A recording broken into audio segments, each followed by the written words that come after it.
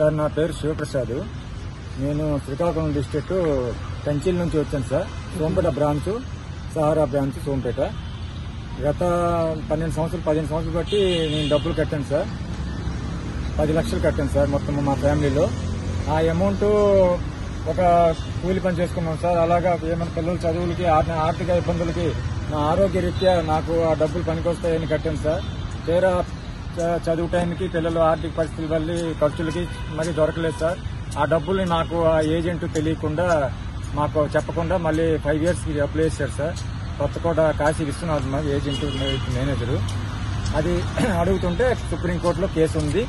Supreme court order వేస్తే డబ్బులు వస్తాయి. అది నువ్వు మరి డబ్బులు ఇప్పుడు నీకు లేవు అనేసి మా ఏజెంట్ చెప్పాడు సార్. మా బాధలో అతను ఆఫీసు చుట్టూ తిరుగుతున్నాను సార్. తిరుగుతుంటే అతను మానసికంగా హింసించి ఆఫీసుల చుట్టూ రావద్దు, దయవుంచి గట్టిగా కేకలు వేయొద్దు, ఇక్కడ వేస్తే ఎస్పీ ఆర్డర్ ఉంది, మీకు నాన్ బెయిల్ వారెంట్, అరెస్ట్ చేస్తాము, వెళ్ళిపోండి, దయవుంచి ఇక్కడ రావద్దు, ఆఫీసు తలుపులేస్తామని నాకు 2-3 సార్లు బెదిరించారు సార్. రౌడీలు పెట్టి కూడా బెదిరించారు సార్ 2-3 సార్లు. అయితే మానసికంగా అలాగా ఇద్దరము అలాగా మానసికంగా హింసించి అలాగా మేము కృషించి మనసు పెట్టి పని చేసుకోలేక, మనసు పెట్టి మనసులో ఫ్యామిలీతో బతకలేక, ఫ్యామిలీతో శుభ్రంగా ఒక గంట సరదాగా గడపలేక ఈ డబ్బుల కోసం మేము వేదన చేస్తున్నాం సార్. మా ఫ్యామిలీలో కూడా అందరు పేదవాళ్ళు సార్. కూలి పరిజ్ఞానాలు చేసుకున్న వాళ్ళు, ఏమీ ఆస్కారం లేదు. మా నాన్నగారికి ఆరోగ్యం బాగోలేదు. గత ఒక 4 నెలల కిందట హార్ట్ ఆపరేషన్, కిడ్నీ ప్రాబ్లం అన్ని సార్. నాన్నకి, అమ్మకి బాగోలేదు. మా భార్యకి కూడా గర్భసంచి ఆపరేషన్ అయింది. నాకు GJ surgery sir. Operation failure sir already. అలాగే పిల్లలకి పోషించుకుని అలాగే కష్టపడి బతుకుని 4 రోజులు పని ఉంటే 10 రోజులు పని ఉండదు సార్. అలాగే ఆవేదనతో బతికి పనిచేసి బతుకుతున్నాం సార్. ఈ డబ్బులు ఏదో ఆశ వచ్చేస్తాయి కదా ధైర్యము, అలాగా డబ్బులు వచ్చేస్తాయని నేటికి ఒక 1 సంవత్సరం 6 మాసాలు బట్టి ఇలాగా అంటున్నారు సార్. ఆ డబ్బులు వస్తాయి లేదో గ్యారంటీ లేదు. కొంతమంది అంటున్నారు. లాస్ట్ కి ఏం చేయాలో అధోగమ్య పరిస్థితిలో మేము ఉన్నాం సార్.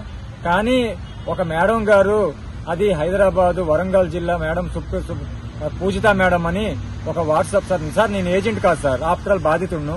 నాకు ఎవరో ఒక అన్న నాకు యాడ్ చేశారు సార్. యాడ్ చేయగానే మేడం గారు వాయిస్ ఆలకించండి. ఆ రోజు నుండి నాలో ధైర్యం నిండింది సార్ ఆత్మలో. ఏమైనా ఒక మేడం ఎవరో ఉన్నారు, మాటలు సరదాగా అంటే ఒక ధైర్యం వస్తున్నాయని ఆమెకి ఫాలోఅప్ చేశాను సార్. రోజంతా పనిచేసి వచ్చి నైట్ ఫోన్ పట్టుకుని అలాగ డాబా మీదకి వెళ్లి రాత్రి 12-1 గంట వరకు భోజనం చేయకుండా ఆలకించి వచ్చిన తర్వాత భోజనం చేసేవాడిని సార్. మీరు ఈ సహారాలో పూర్తిగా ఎంత నష్టపోయారు సార్? మా ఫ్యామిలీలో 10 లక్షలు సార్. 10 లక్షలు సార్. నెట్ క్యాష్ మొత్తం 10 లక్షలు సార్.